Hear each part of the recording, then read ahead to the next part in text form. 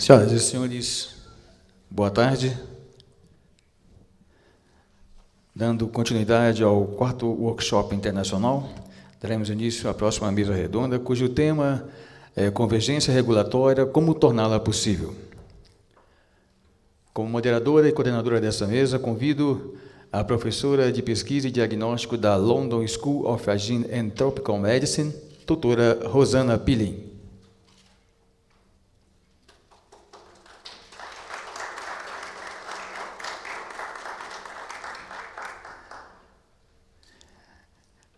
Esta mesa irá discutir o cenário atualizado para a rede regulatória de diagnóstico in vitro na América Latina, possíveis caminhos a serem seguidos. Convido para compor a mesa a doutora Anita Santos,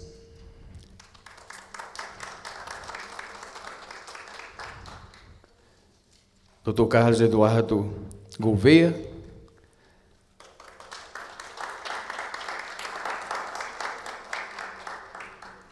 e doutora Letícia Seixas.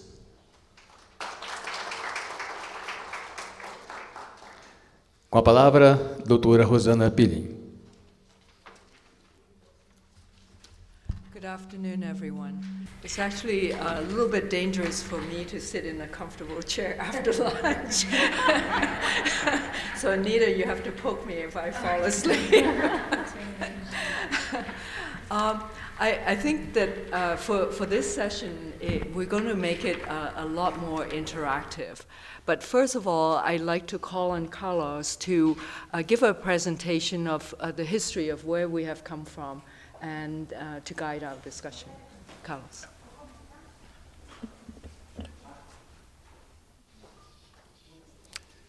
Por favor.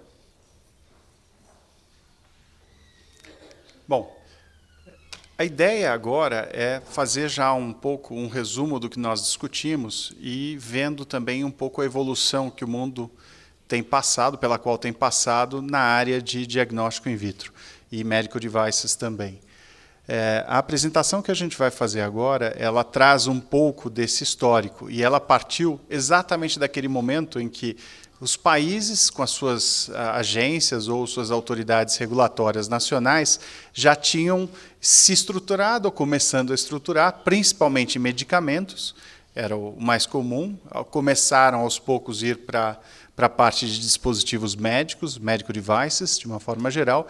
Em alguns países nós tivemos já um avanço em diagnóstico. O problema é que cada um trabalhava de forma isolada. E, até por uma questão de globalização da economia, se faz necessária uma interação. E essa interação ela é fundamental até para você ter um comércio adequado, com regras justas, sem as barreiras não tarifárias, que muitas vezes se colocavam. Dentro desse sentido, a gente tem uma necessidade... Só tentar aqui... Não está funcionando. Se você quiser ir à próxima. Pronto. Na verdade, a gente acaba tendo essa necessidade de promover a qualidade global ao mesmo tempo que quer ter produtos com qualidade, eficiência e segurança. Por isso. Desligado não ia funcionar, né? É a tecnologia. E, dentro disso, nós vimos e temos visto diversas medidas, acordos, na verdade, acordos e tratados, como desde a formação da OMC, Organização Mundial sobre Propriedade Intelectual, o Mercosul, Pacto Andino, fóruns diferentes para troca de informação, cada vez sendo mais comuns. E aqui, dentro disso, nós temos várias iniciativas, inclusive indo para a questão de harmonização da regulamentação da área farmacêutica. Isso tem avançado no ambiente aí dos continentes e, na verdade, acabou forçando e levando até, através de um tipo de cooperação entre indústria e reguladores, a formação, em 1993, por representantes tanto da indústria e de governos de alguns países, da formação do GHTF. Ali começaram, e durante muitos e muitos anos, foram discutidos tratados, regras, regulamentos, que são a base hoje, como nós pudemos ver na sessão anterior, para muitas das legislações. Isso é um ponto importantíssimo, porque você já começa a ter uma semente comum que vai germinando de forma diferente em cada país. O GHTF conseguiu avançar muito em algumas regiões do mundo, fez uma formação, e aqui nós temos o link para vários dos tratados e documentos existentes, que já hoje, a princípio, não teriam validade como tal, já que o GHTF acabou sendo substituído por um outro fórum. No entanto, eles ficam, sim, válidos para consulta dentro do próprio site do IMDRF, que surgiu como Fórum Internacional dos Reguladores de Produtos para a Saúde em 2011, só que de uma forma diferente. A indústria já não fazia parte de forma direta. Na verdade, ele foi formado por algumas autoridades reguladoras, Austrália, Brasil, Canadá, União Europeia, Japão, Estados Unidos, China e Federação Russa. A OMS, Organização Mundial da Saúde, veio participar como observadora, e alguns dos tratados ou organizações, como a APEC e a Asian Harmonization Working Party, também já se juntaram como entidades com interesse na discussão. A indústria não faz parte de forma direta, porém, ela tem um papel extremamente importante. Ela não apenas pode levar os seus pleitos à sua agência ou autoridade nacional reguladora, como ela pode, na verdade, colaborar em determinadas reuniões, onde é franqueada a visita, a participação, mas sempre trazendo a discussão para uma questão de bom senso e de possibilidades, e colaborando de forma proativa com os reguladores. O GHTF tem tido o objetivo de promoção da convergência regulatória em produtos a partir da base constituída dos trabalhos do GHTF, e acaba trabalhando também nessa convergência pela globalização. E como, na verdade, fornecendo uma estrutura mínima necessária para que as discussões possam ser adotadas pelas pelas autoridades regulatórias em termos de saúde pública, sempre contribuindo através de formação transparente, de ideias transparentes e que acabem trazendo uma discussão profícua. Em termos de países, nós hoje temos esses países trabalhando de forma bem acelerada. O Brasil foi um dos fundadores do IMDRF e tem tido uma participação expressiva em diversos dos grupos de trabalho.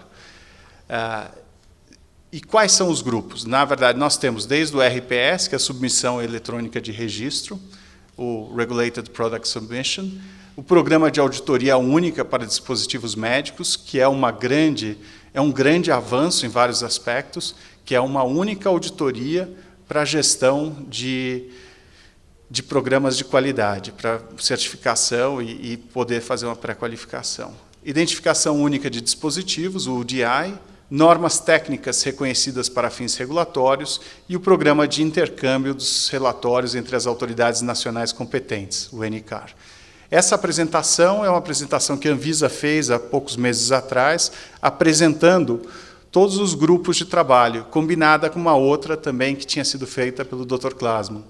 E aqui vocês veem, dentro dos diferentes grupos, quais são as unidades da Anvisa, ou seja, vários departamentos, no caso aqui do Brasil, têm participado de forma ativa, exatamente buscando uma forma de tentar convergir em termos de determinadas áreas, ou unir esforços, ou pelo menos compartilhar experiências com outros países e ter, quem sabe, uma regulação em alguns aspectos comum.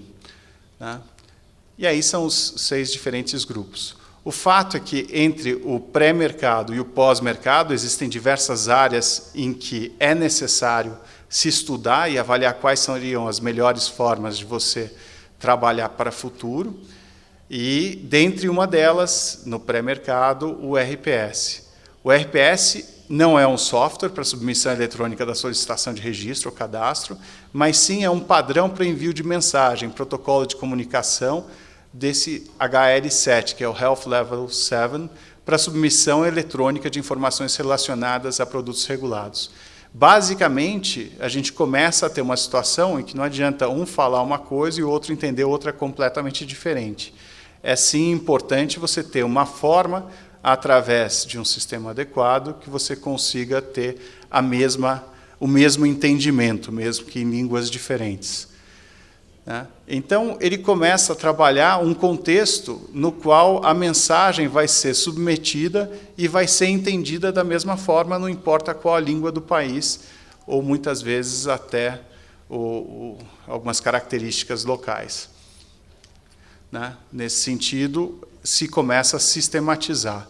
Eu acho que esse é um grande exemplo de como a gente pode, mesmo com características individuais de cada país, a gente pode começar a ter algumas questões que sejam comuns e sejam abordadas de uma forma sistematizada e que permita cada vez mais ter menos fronteiras entre as agências ou as autoridades regulatórias. No RPS, nós temos a aplicação e submissão e unidade de submissão, a mensagem como estruturas básicas. Em termos de funcionalidades, aplicações relacionadas, gestão do ciclo de vida, reuso de documentos, via dupla de comunicação, ou seja, aqui se tenta, com isso, maximizar os esforços e recursos existentes. Então, em vez de você ter duplicidade, pilhas e pilhas de papel, como a Marcela falou, cada vez mais ir pela linha do eletrônico e aproveitando-se documentos dentro de um sistema de forma inteligente, é isso que se busca. E termos técnicos, e aí cada vez mais ter palavras-chave e contexto também de uso que sejam considerados e levados em consideração na submissão. O formato ele está sendo estruturado, então dentro do IMDRF tem várias atividades ao longo dos tempos, então existe um compromisso dos países que fazem parte desses grupos de entregarem produtos ao longo de tempo. Eu tenho acompanhado aqui a Anvisa e sei que eles estão extremamente comprometidos e são um dos grupos bem ativos, e que acabam trabalhando nas diferentes normas e áreas. No caso, é HL7, guias de implementação. A ideia é que se tenha um guia que serviria de base para os diferentes guias regionais, ou seja, você tenta consolidar o que é possível e aí entra para a particularidade.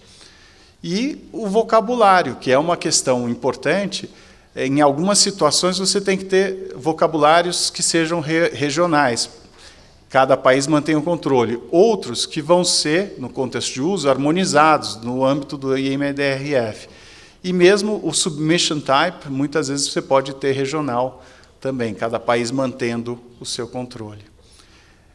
Existe a questão do Table of Contents, que, na verdade, são questões desenvolvidas para os requisitos regulatórios a todos os países, com uma estrutura baseada em capítulos, títulos, headings, subtítulos, subheadings, que são classificados como IMDRF, foco regional ou regional.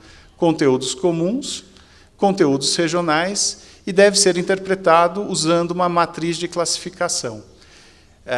O meu objetivo aqui não é entrar no detalhe, é apenas mostrar para vocês, e aí do ponto de vista de alguém que acompanha isso de perto, mas de fora, como entidade do setor produtivo, que existe sim um grande esforço em se explorar mecanismos de comum entendimento. Todos os documentos estão dentro do próprio site do IMDRF, que eu convido vocês a depois visitar, dentro das classificações, e que acaba permitindo um entendimento adequado. Além do RPS, existe, por exemplo, um outro grupo que está trabalhando fortemente no UDI, que seria como se fosse uma identidade para cada tipo de equipamento. Então, o device, o medical device, vai ter um número fixo, com o nome comercial, fabricante, versão, modelo, e o produto e o identificador do produto, que é o variável, entrando a questão do lote, se for o caso, validade, data de fabricação. Com isso, você consegue aprimorar bastante a questão de rastreabilidade e controlar. Agora, uma das grandes iniciativas, e que o Brasil tem participado de forma pioneira, e faz parte do grupo piloto também, é o MDSAP, que é o Medical Device Single Audit Program. Não são todos os membros do IMDRF que participam. O Japão, por exemplo, está observando, está aguardando, mas vários outros sim.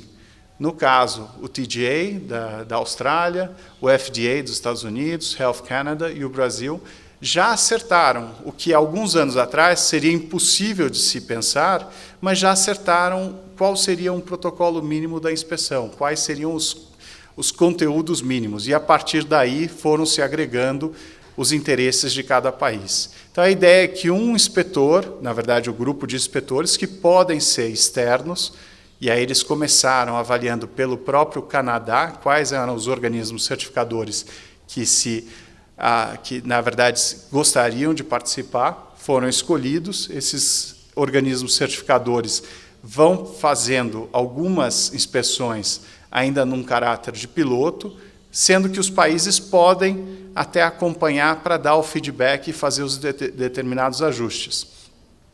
E com isso, a ideia é que lá na frente nós tenhamos um relatório de inspeção que possa, a critério de cada país, ser usado ou não para uma avaliação em termos de programa de qualidade, de boas práticas de fabricação.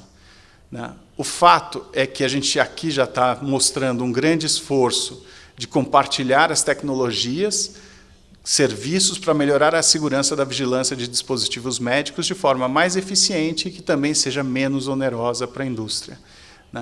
O programa de auditoria única já oferece, na verdade, a ideia é que ele ofereça confiança nos resultados apresentados, permitir uma adequada avaliação regulatória dos sistemas de gestão da qualidade e que depois permita promover o uso cada vez mais eficiente e flexível dos recursos regulatórios, que são escassos. Todos nós trabalhamos com estruturas que nunca são suficientes. E cada vez mais a questão de pós-mercado, a vigilância pós-mercado é fundamental. E até sobre isso a Anita Sands daqui a pouco vai falar um pouco também. E objetivo também de promover um alinhamento das abordagens regulatórias. Então, no mínimo, nessa troca de discussões, nessas discussões para preparação para o MDSAP, eu posso garantir que os 4 países descobriram muitas oportunidades de convergência no futuro, e até de exigências que cada um faz ou não de regulamentos. Promover a previsibilidade, consistência e transparência dos programas de regulamentação por meio de padronização de práticas e procedimentos de avaliação das autoridades regulatórias participantes sobre as organizações auditoras, os organismos certificadores, e as práticas e procedimentos das organizações auditoras de terceira parte. Proporcionar o desenvolvimento da adequada estrutura de avaliação da conformidade. O sistema está em andamento, o piloto já começou. A ideia é que sejam formados novos auditores e das próprias agências também existem aqueles que estão acompanhando. O Japão, ali em último lugar, já está observando e, quem sabe, no futuro pode se juntar também. Mas o fato é que nós vemos, então, uma estrutura que existia, que era o GHTF, que deu a base para muitas das legislações e, por um tempo, a gente até achou que ele morreria. Na verdade, ele não morreu. Pelo contrário, está mais vivo do que a gente imagina, dentro do IMDRF e em diferentes legislações mundo afora. E, nesse sentido, como a Rosana mostrou hoje de manhã, existem grandes iniciativas na África, na Ásia e aqui para a América Latina a ideia também é fazer o mesmo.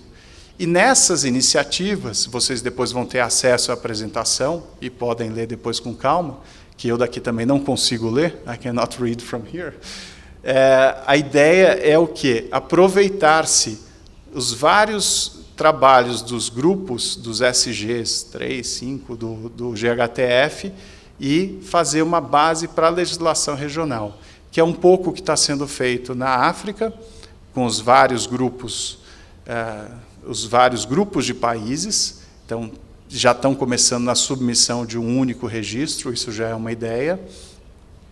Na Ásia, é o trabalho que já está mais avançado, porque era o grupo mais consolidado, que já existia desde a época do GHTF e continua, é o AHWP, o Asian Harmonization Working Party, que tem também um objetivo adicional, que é de ter um mercado comum para venda e troca de produtos, na verdade, sem fronteiras.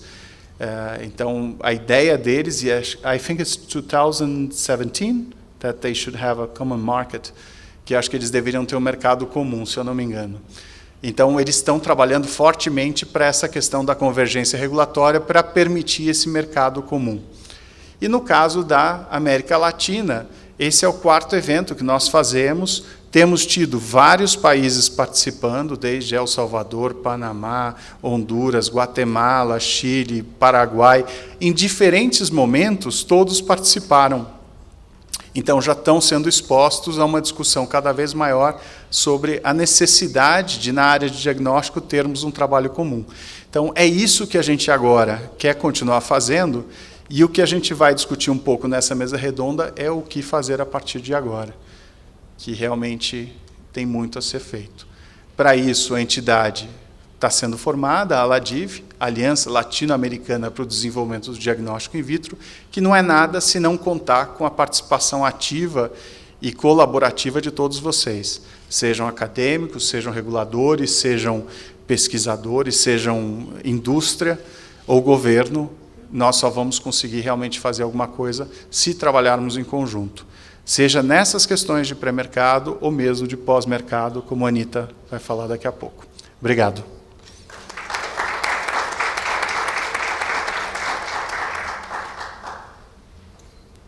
Carlos. And now we'll call on Anita to give us her perspective from WHO's pre-qualification program.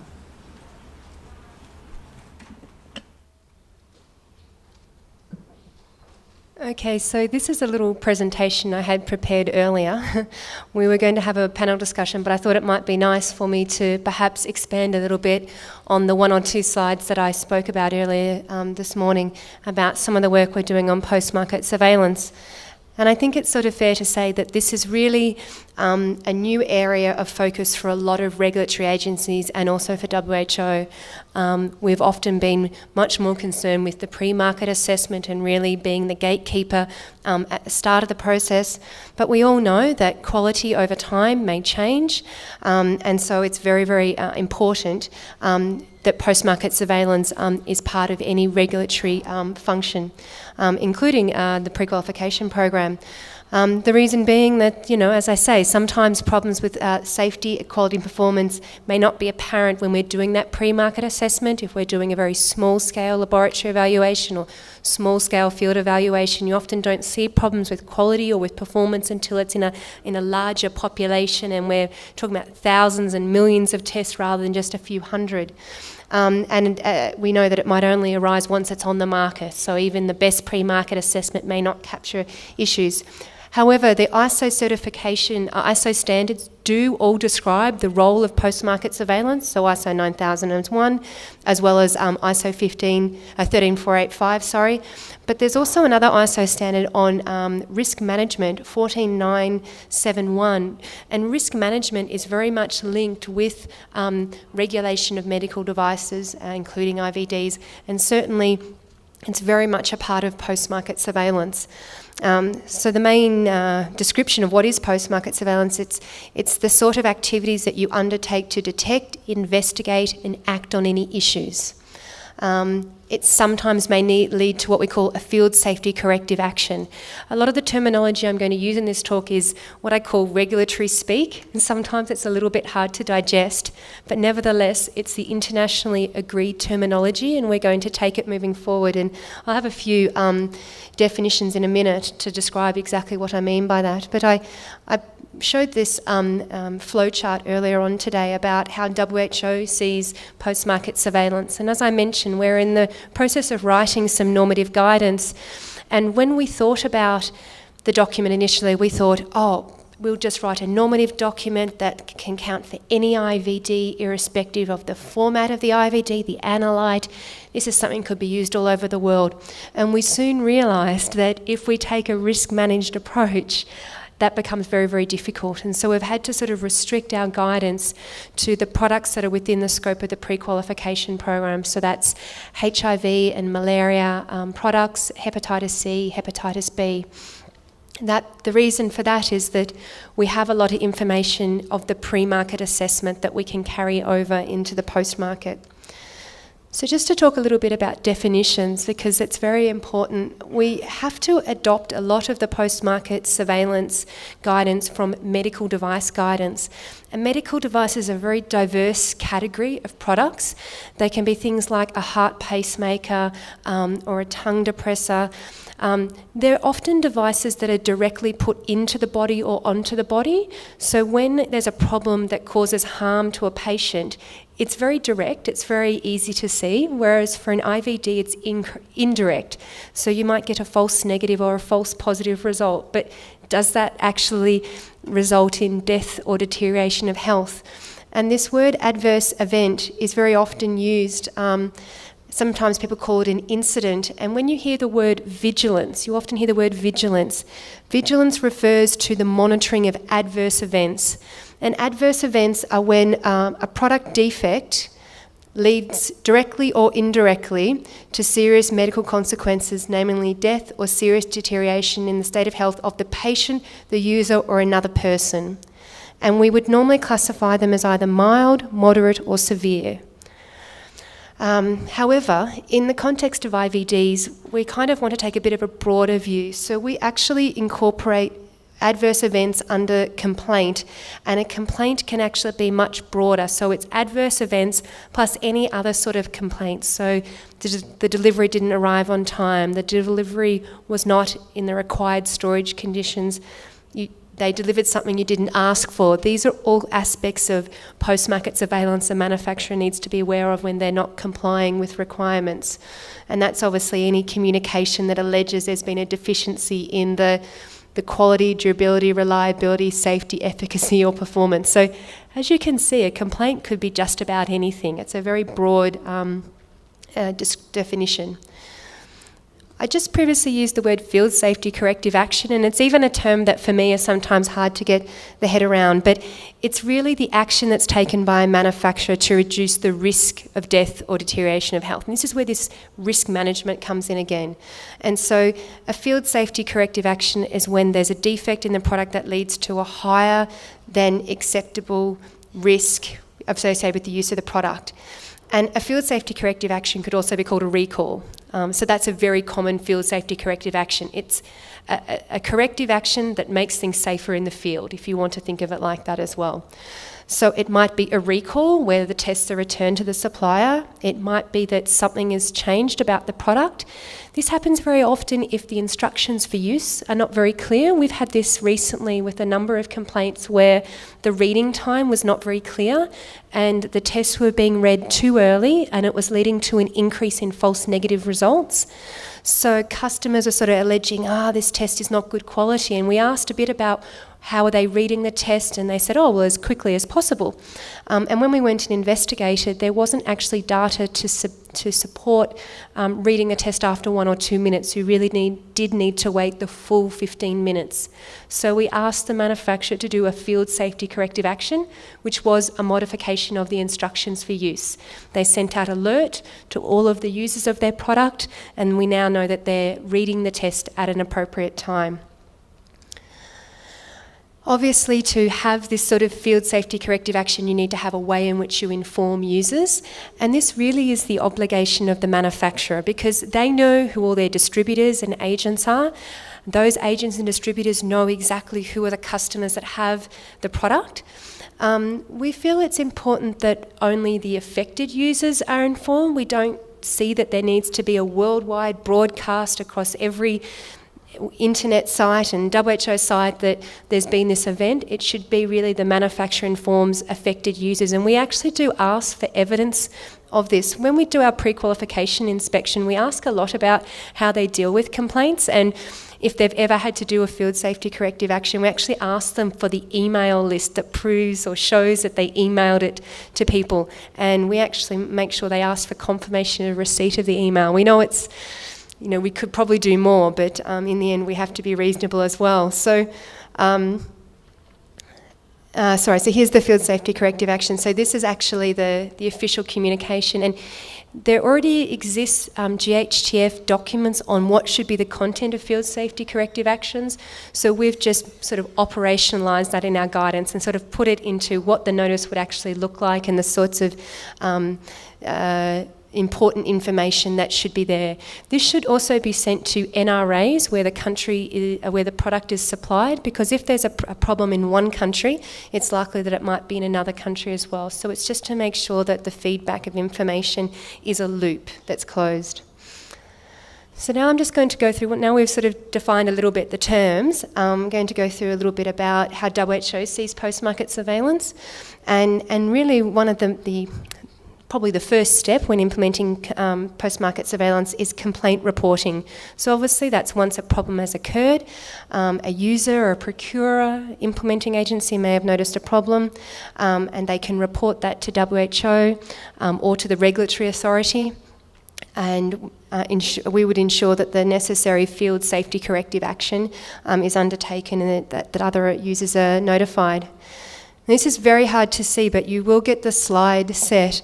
But this is actually talking about we have a very prescribed procedure for how WHO deals with complaints to make sure that we deal with each complaint in a very standardised way, and we don't get drawn away with, oh, this is a really serious one, or this one, we have very direct timelines. So we're actually dealing with quite a major complaint at the moment. It affects 9 products in 3 manufacturers.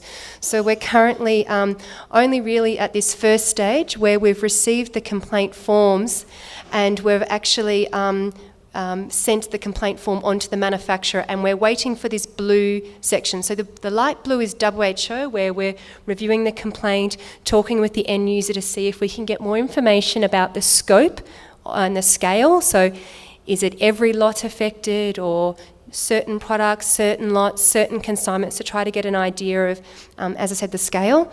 And then we inform the manufacturer, and we're asking them to conduct their investigation, which is a root cause analysis to see why the problem occurred. And we actually asked them to submit us an initial feedback within 7 days.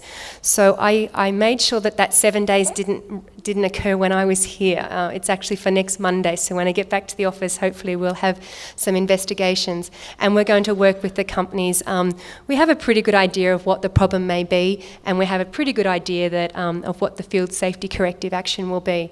And with this, we have a number of forms for the field safety notice and the final report.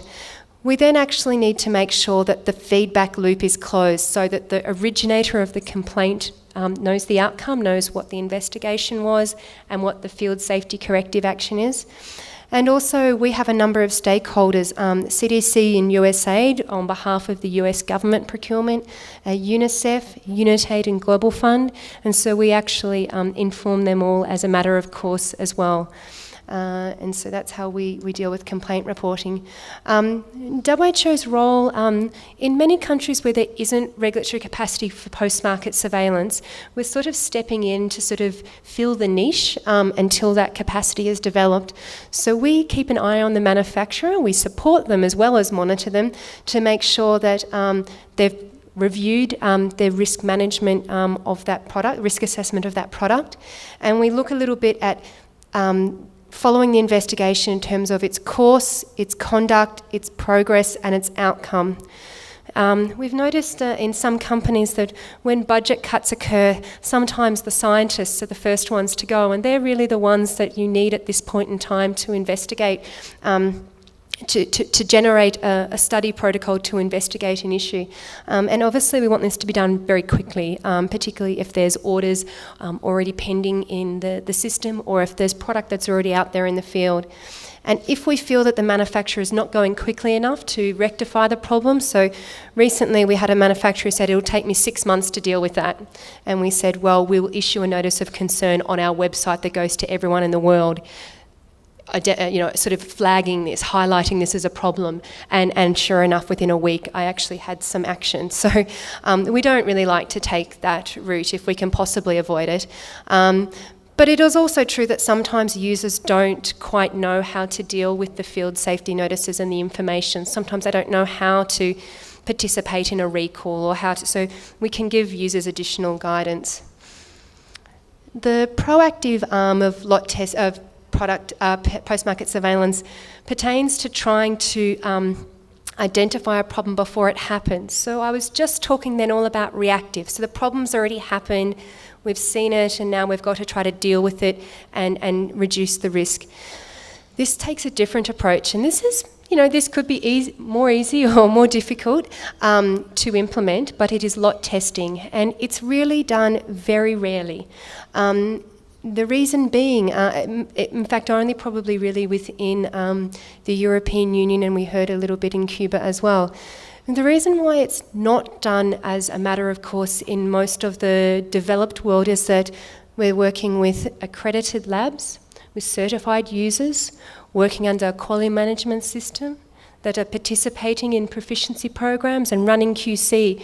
So we have a lot of other backstops for quality. In a lot of the countries that I specifically give support to, we are not even in a laboratory. We may be in a testing site without electricity, not a laboratory technician, just a trained counsellor, probably unsupported by any of the laboratory network, using whatever tests have come to them. And normally very, very busy. And so we have to look at the risk associated with the use of that test, and it's different to the risk of the use of that test in Australia. And so that's very important to keep in mind with what I'm about to present, because, and this is why we had to keep the scope of this piece very narrow, because it was based on risk. But we're trying to ensure that the lots that are delivered to countries are consistent. So we're looking at lot-to-lot variation. We're not looking at lot release here. Lot release is a mandatory requirement of the manufacturer. They are the ones that must do quality control all throughout the production process and as the final product leaves the factory. This is about lot-to-lot consistency, and that's why we call it lot verification. We're just verifying that this lot works as well as the last lot. So how we do that is through both a physical inspection of packaging to make sure it hasn't been damaged. We look at the labelling and instructions for use to make sure that there's not been changes made over time that we didn't notice, and also physically testing samples of the test kit on a characterised set of specimens by an appropriately qualified laboratory. And Rosanna talked earlier about the ASLM and the London Schools group of network of laboratories, and these are potential sites. And obviously you must have a pass and fail criteria in place. So what we're proposing is that the same panel of locally derived specimens be used on the same lot of each IVD. Our guidance is going to talk a little bit about pre-distribution as well as post-distribution lot testing. Pre-distribution is as the consignment arrives in the country before it's distributed to the end users. And so we would have a lot testing step there potentially, and then also a post-distribution, which will occur later in the shelf life when the product has already gone out to the end users, and to see a little bit about stability, in particular of the product. So looking at the different aspects, we're interested obviously in analytical sensitivity, in clinical sensitivity and specificity, in invalid rates and other sort of anomalies of the product, such as incomplete clearing, high background, faint lines. Of course, I'm talking a lot here about rapid diagnostic tests because I think this is where it's most likely to first be implemented. But this would actually be a fairly small panel. We would only need to sample around 60 tests per lot, and probably only need about 20 to 25 specimens. There would be some duplicates in there, particularly in the analytical sensitivity. We'd be looking at both HIV-1 detection as well as HIV-2 detection. We see very often that HIV-2 it occurs in many countries, particularly in West Africa, but very often the reactivity or the sensitivity is not well studied. I mentioned here a little bit about sampling. It's important to sort of be a little bit pragmatic about lot testing.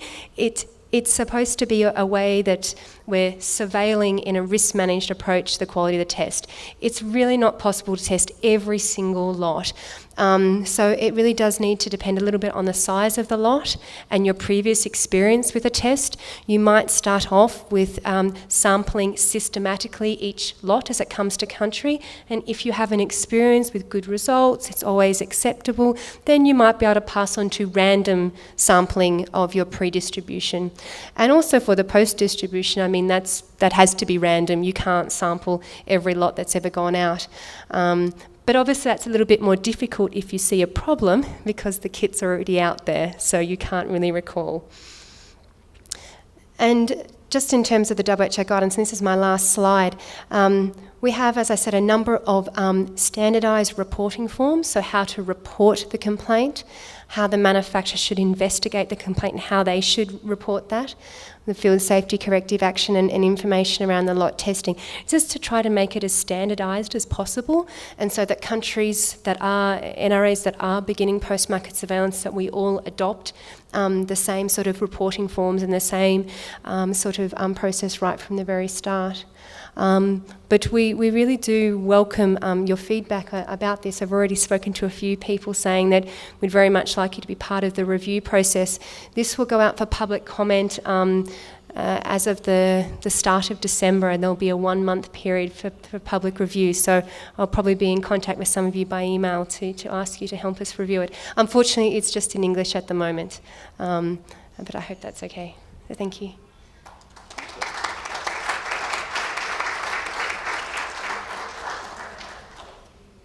Much, Anita.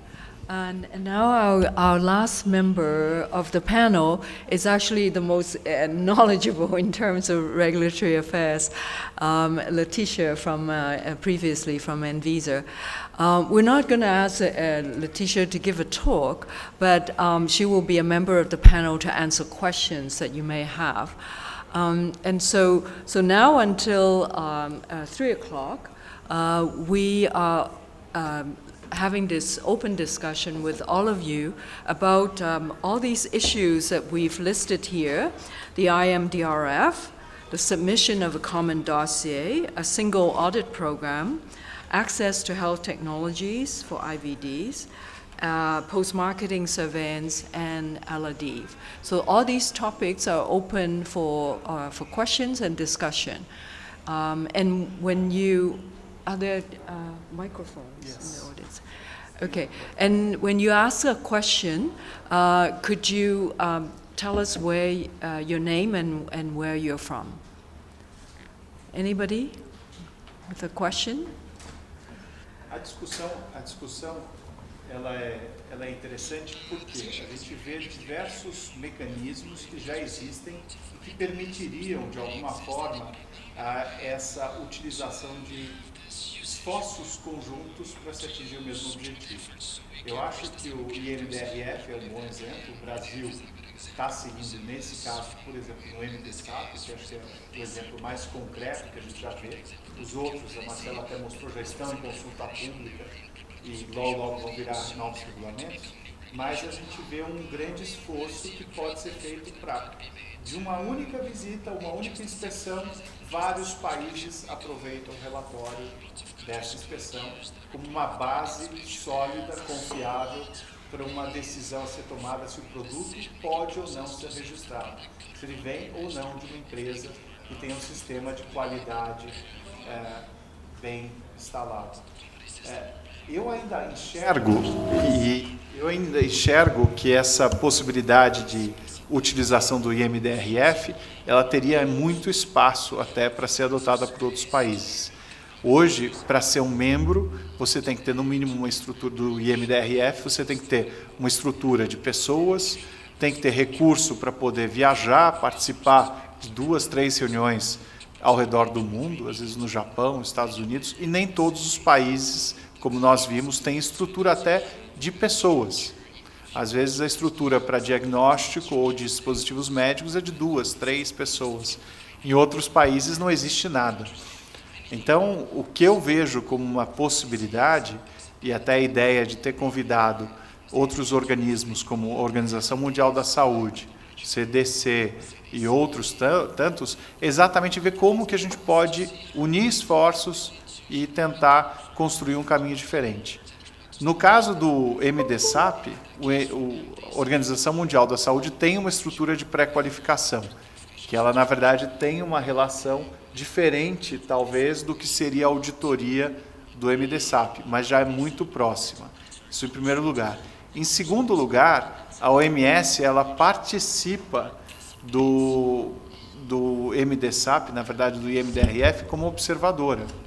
Então, ela pode muito bem começar também a tentar, quem sabe, moldar ou ajudar na discussão do modelo que possa, no futuro, ser adotado por outros países que não têm estrutura para ser um membro efetivo, mas que poderiam usar o relatório a partir do que a OMS recebe como membro, mesmo que seja observadora.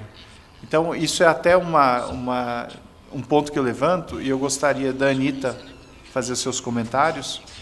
Would you like that I speak in English, or have you got? I got it. Yeah. Do it MDSAP. Yeah.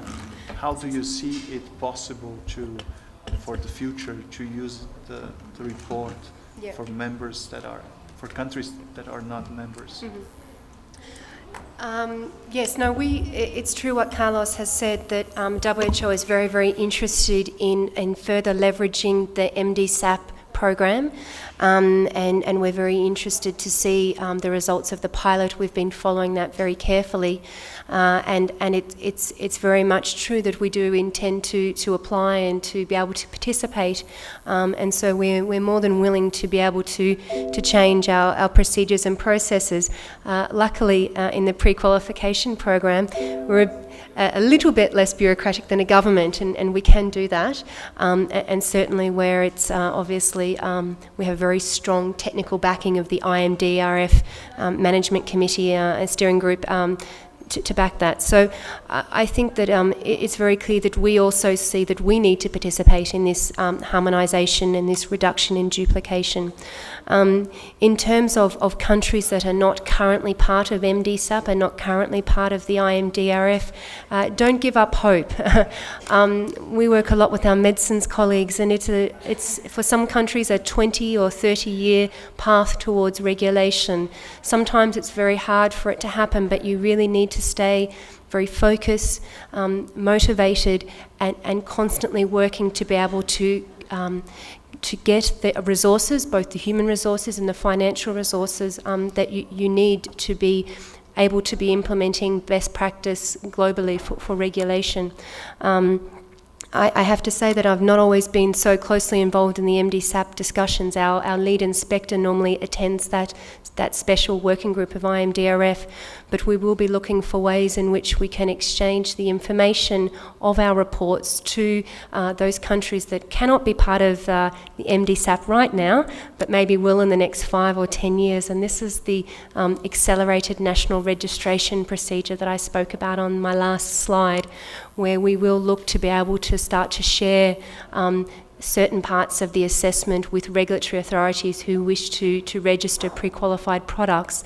So I think we have some short-term ways to share information, and there needs to also be a very much a medium to long-term look for countries to be able to set aside the necessary resources, and to make sure that it's not always necessary to build every brick in the house.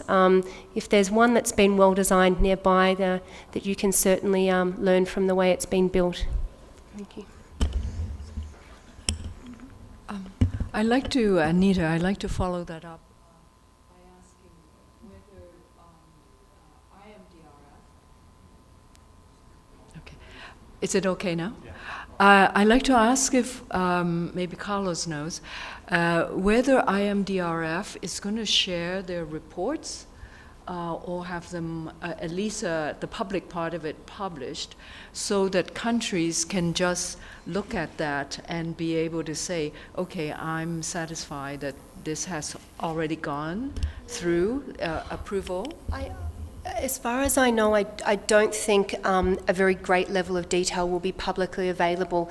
From our perspective, the assessment is normally between us and the manufacturer, and obviously an NRA would be between themselves and the manufacturer, and so the manufacturer must agree to release the assessment reports. In the context of pre-qualification, we have a nice legal word that allows us to publish results, but we're also a little bit wary about that from the MDSAP. I don't think there's plans to publish in detail, but compartilhar as informações. Desculpa. Bom, me chamaram para a difícil tarefa de ajudar a responder algumas perguntas. Eu vou tentar contribuir um pouquinho com a questão do IMDRF, né, do Single Audit. Neste momento, o Brasil ele compõe, junto com os Estados Unidos, Austrália e Canadá, um programa piloto que teve início em janeiro desse ano, para ver como serão aplicados os single audit, né? Todo o programa está estruturado nesse momento com base nos organismos certificadores do Canadá, que já tinham uma experiência, né? Agora, em termos de compartilhamento de informações e relatórios, não se trata bem disso, né, Marcela? Eu vou pedir uma ajuda da Marcela, que tem informações mais atualizadas. Os organismos certificadores farão o trabalho da auditoria e eles serão auditados pelas autoridades sanitárias. Por isso, a capacitação de um grupo de profissionais para atuar não mais exclusivamente fazendo auditorias nas plantas, mas sim auditar quem auditará as plantas. E essa informação é que ela vai circular entre os países, né? O Brasil ele tem um outro formato também de troca de informações, que são trocas de informações confidenciais. Então, já existem acordos de confidencialidade com vários países, com os Estados Unidos, França, Japão, creio que sim, mas eu não me recordo agora assim, de cabeça, né? Eu não vim preparada, só me convidaram para compor a mesa, então eu não vim com um histórico mais recente de tudo isso, mas não, aí sim poderão circular informações de relatórios entre os países. Tá, e só complementando mais uma coisinha, quando o Carlos mencionou do TOC, né, o TOC ele já tem uma estrutura definida e já tem um documento pronto no site do IMDRF, está disponível para consulta desde agosto desse ano.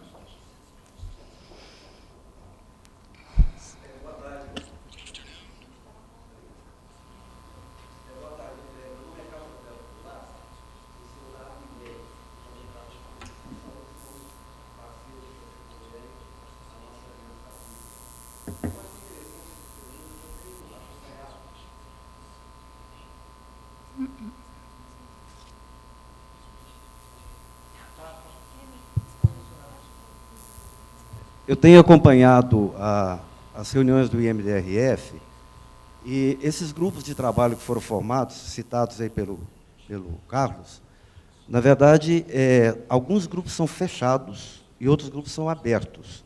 Por exemplo, o UDI é um grupo aberto, onde a ABIS colocou um representante lá na discussão. Ele hoje está fechado e ele está sendo discutido no Brasil. Os outros grupos que foram fechados, nós finalmente conseguimos, eu diria que formalmente, e fechamos no início desse ano, discutir, criar grupos de trabalho dentro do setor de produtos para a saúde, juntamente com a Anvisa.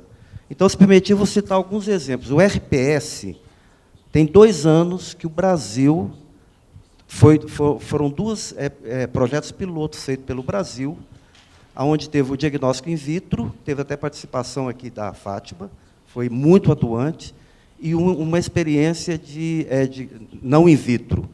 Houve um seminário, nós reunimos 300 pessoas da indústria para falar sobre esse projeto. Nós estamos agora discutindo o UDI, o Brasil vai implantar o UDI, e esse mesmo grupo tem feito reuniões, são outras pessoas do nosso setor que têm discutido isso.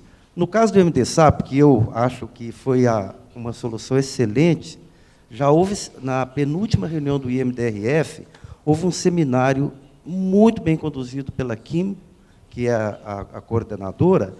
Todos os critérios foram apresentados e discutidos no workshop. Foi muito aberto, e foi muito, digamos, transparente.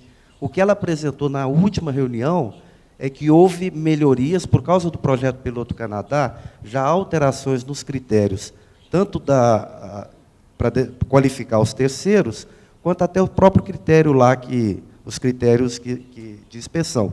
Então, eu quero dizer o seguinte, nós temos tido uma participação importante, o Carlos não citou, mas tem um sétimo um sétimo work item, que chama Software Medical Device. Nós participamos diretamente das discussões do IMDRF, porque é um setor aberto. Então, eu só quero complementar para dizer, o IMDRF tem sido aberto conosco, e a Anvisa, mais ainda, quando ela, naqueles eventos que são fechados, lá em cima, ela abre as discussões aqui para a gente poder contribuir. Só queria acrescentar isso. Tá? Obrigado.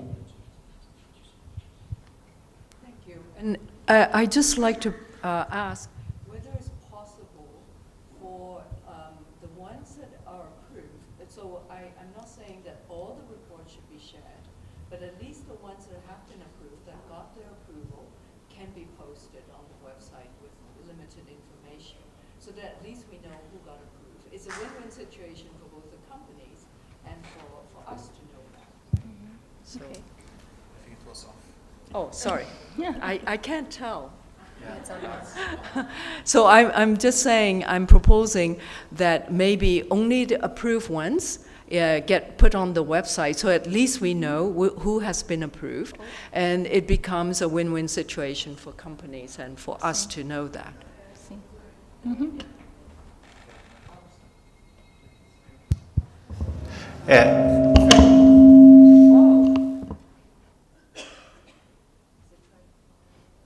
Sí, bueno, felicitarles a los diferentes expositores y creo que tratan un poco de hacer una síntesis de lo que realmente se necesita en los diferentes países. Esta mañana hemos visto las diferentes presentaciones, tanto de Perú.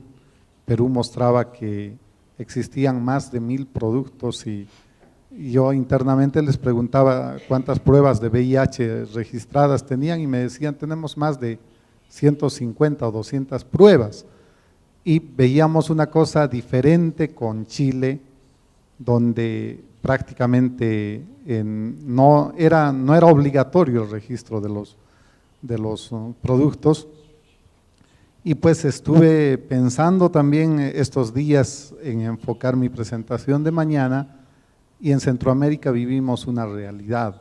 Algunos países tienen acceso al diagnóstico, existen pruebas de PCR, pruebas de VIH, pero sin embargo aún estos productos siguen siendo extremadamente caros. Un PCR de $30 para clamidia, gonorrea, una prueba rápida de VIH, el costo más bajo en Centroamérica de $2.5, y donde en algunos países como en Honduras solo tenemos registradas 3 pruebas de VIH.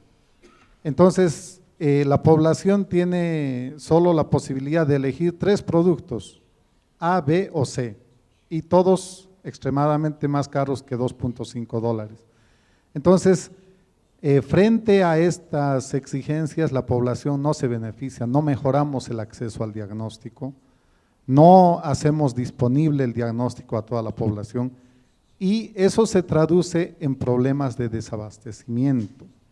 Entonces, en Honduras, por ejemplo, compramos 200,000 pruebas rápidas para HIV, para VIH, a $2.5, pudiendo comprar estas pruebas, qué sé yo, 500,000, 700,000 pruebas a menos precio con ese mismo dinero, pero el problema es de que no nos abrimos a otros productos de calidad reconocida, pero de menor precio, porque somos bastante exigentes en el registro y en ese proceso de precalificación que comentaba Anita. Entonces creo que sí existe esa necesidad de compartir experiencias, la información previa. Creo que en Centroamérica Guatemala ha avanzado mucho. Guatemala creo que tiene más de 30 pruebas de VIH registradas, Y esa información puede ser útil para Honduras, para Costa Rica, para El Salvador, y pues quizás abrirse un poco más para armonizar estos procesos con el objetivo de que la población tenga un mejor acceso, un acceso al diagnóstico de calidad, pero también a bajo precio, porque el acceso, una barrera para el acceso lamentablemente es el costo, y la sostenibilidad de estas pruebas depende obviamente del costo, porque quienes tienen que asumir el costo son los gobiernos.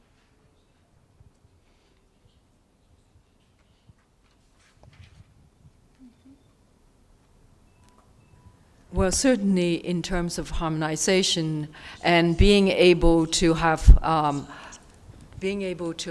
a unified approach or harmonized approach would allow the small countries to band together to have more buying power or bargaining power for pricing, as well as knowing that you maintain very good standards because of everyone sharing in the evaluation and the approval process. So I think harmonization for me really benefits smaller countries a lot more than the bigger countries in that respect.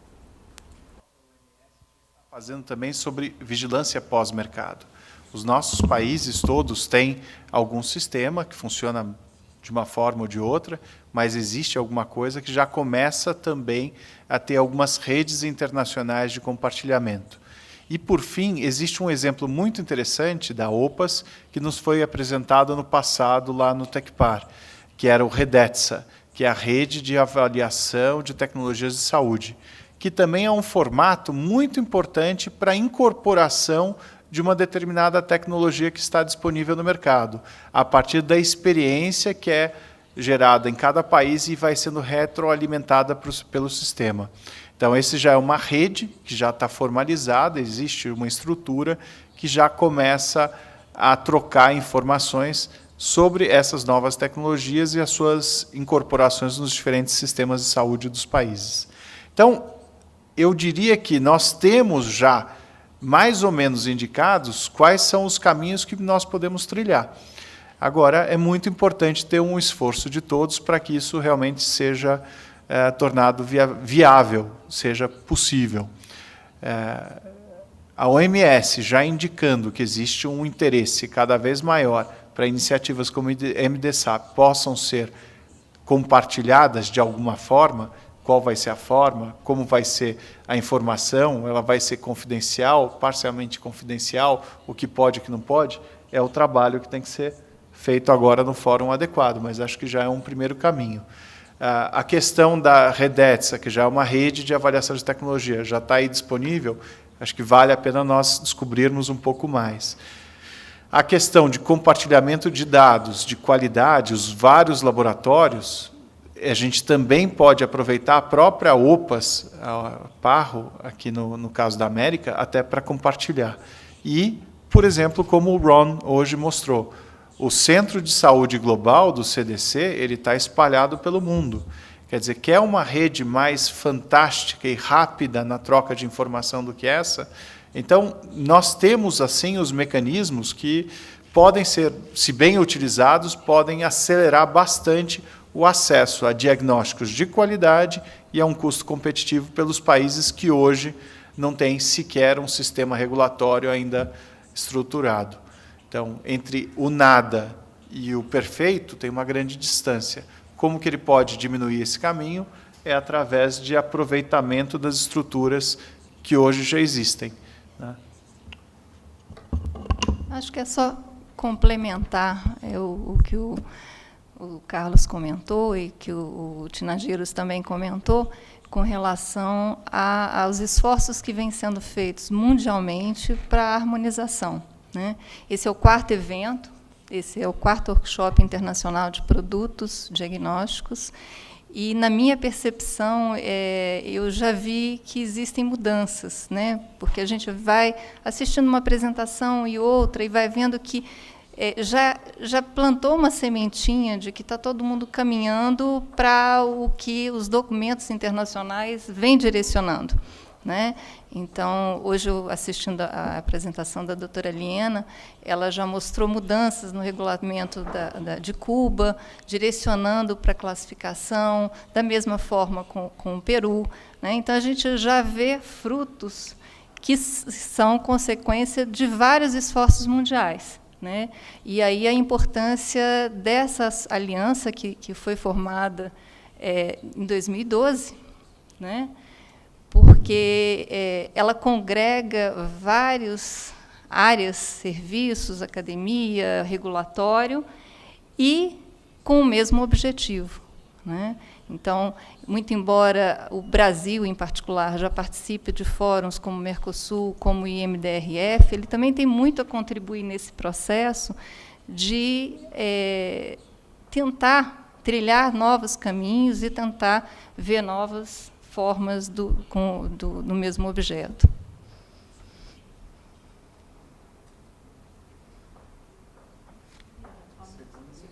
Segundo León, de Perú. Estaba recordando un poco la presentación de Silvia de Perú esta mañana y una de las cosas para llegar al proceso de armonización desde mi punto de vista es que muchos países tienen que derrumbar algunas barreras que tienen construidas dentro de sus sistemas, ¿no? O sea, si yo analizo un poco el sistema regulatorio de Perú, el sistema está construido basado en el control de drogas y medicamentos, no está construido en regular dispositivos médicos o menos en regular pruebas de diagnóstico. Es así que no existe una división de pruebas de diagnóstico, o sea, las pruebas de diagnóstico están dentro del departamento de dispositivos médicos y todos sabemos que una prueba de diagnóstico no es un dispositivo médico, son dos situaciones completamente distintas. Esa es la primera barrera que tenemos que eliminar. La segunda barrera, y aquí quiero tomar el ejemplo de Cuba, me parece muy importante, es tener un laboratorio donde analizar qué es aquello que se va a regular o que se va a validar. Es decir, si nosotros vamos a ser partícipes de un proceso de armonización y vamos a empezar a validar y decir este reactivo o esta prueba de diagnóstico debe circular o no debe circular en este país o en otro, tenemos que empezar por certificar localmente aquello que se produce localmente. Y aquello que no se certifica en el país de origen, poder certificarlo en el país de destino para evitar todos los problemas que muchos de nuestros países tienen. Recibimos pruebas de diagnóstico que no han sido validadas en ninguna parte y que tampoco tenemos capacidad de validar, porque no existe la autoridad competente o porque no existen los mecanismos ni la infraestructura suficiente para poder hacer el proceso de validación. En ese sentido, creo que el proceso de armonización tiene que empezar por cada uno de los países con compromisos primero locales, para que esos compromisos locales luego se conviertan en iniciativas más globales. Yes, I have just a follow-on point to make about regulation in the country of origin, and it certainly is becoming more and more of a problem area. We increasingly see the production of IVDs happening in countries where there are less stringent regulations for labour laws, where labour is cheaper and production costs are therefore cheaper. Those IVDs are never intended to be used in those countries. They're made expressly for export only. And so it becomes very difficult to rely on this regulation in the country of origin, and particularly the certificates of free sale. Often it doesn't really confer very much about an assessment of the product. And so that's something that one really must be mindful of. And that's something that I've noticed with my medicines and vaccines colleagues. They're very used to it being used in the country where it's being made, and much less used to this products being produced for export only. I very often have companies come to me and say they're FDA approved, and it's not exactly the truth. They are FDA approved for export, but they certainly do go to other countries and try to use this as a marketing ploy to show a quality of some standard. But I also just want to make a point about how we can work better and how we can move forward. This is the first of the 4 meetings I've been to, but I actually go to a lot of meetings in my daily work. And it's good to go back to the same meeting the next year and see progress. And I really do call on you all to take lessons from what you're hearing today about what your fellow colleagues are doing, perhaps what WHO is doing, perhaps what CDC is doing, and to just pick out a few small action items that you can take home and you can go and speak to your supervisor or whoever is holding the decision and say, this is something I'd like to do. I'd like to be able to come to the meeting next year or whenever the next one is and say that you've made some step towards convergence and making regulation of IVDs and therefore access easier in your country. It's sort of like setting homework for yourself. Sometimes it's a bit hard to do. You feel that it will take a lot of effort, but it can be very, very fulfilling. I think we're hearing a lot of good things. We'll hear more tomorrow as well. But I do urge you to set yourself some homework. Go back, talk with your colleagues, suggest something that you've heard. If it's about keeping a register of products that are being imported, if it's about looking to other countries in Central America to understand how they're regulating products, but certainly to sort of get things moving so next time we have an even better progress report of this road, the journey towards regulatory convergence. That's very much what I'd like to see and to hear.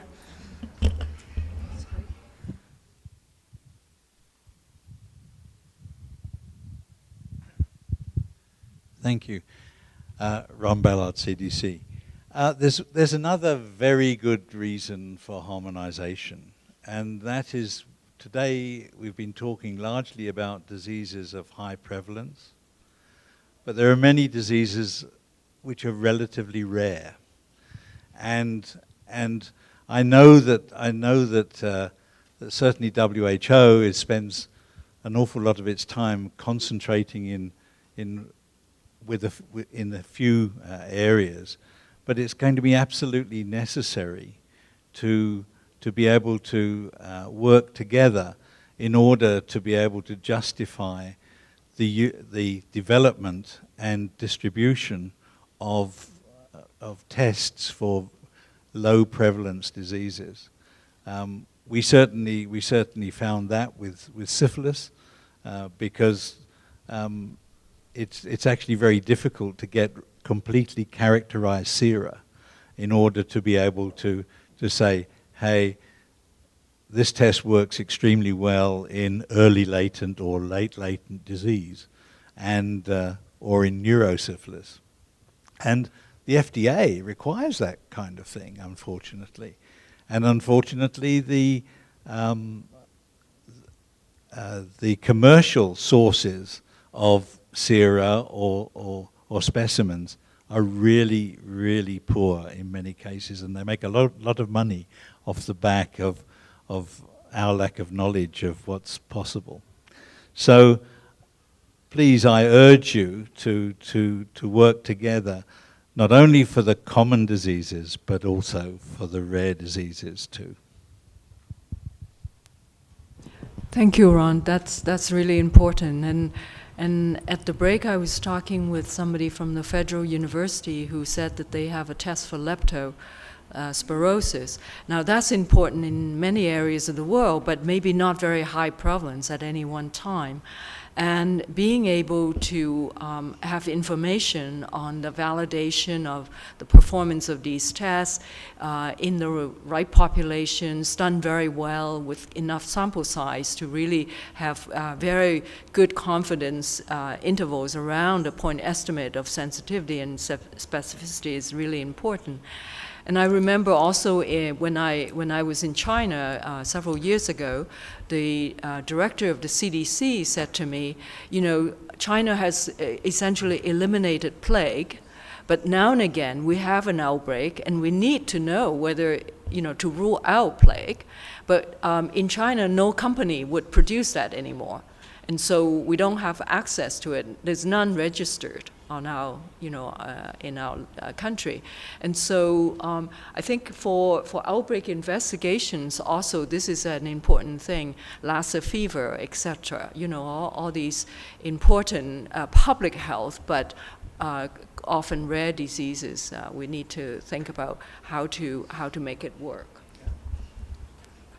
And tomorrow, the idea in the discussion of Ebola is exactly to bring to everyone's attention something which is happening for Ebola, but actually, as you're saying, could happen to any other situation, more or less important, doesn't matter. But that's the importance of having all parties together working towards the same kind of direction and putting all efforts to decrease barriers and put the product as soon as possible in the market.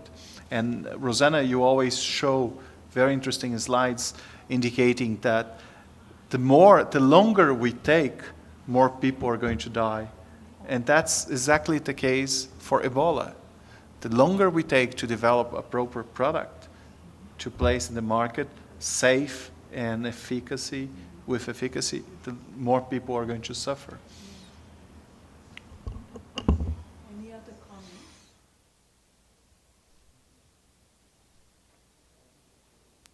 So with this, I'd like to thank our panel members for the interesting discussion and the presentations, and thank you for attending this session. We will convene at 3:30? 3:30, yeah. Okay, so we'll now have a coffee break. Thank you.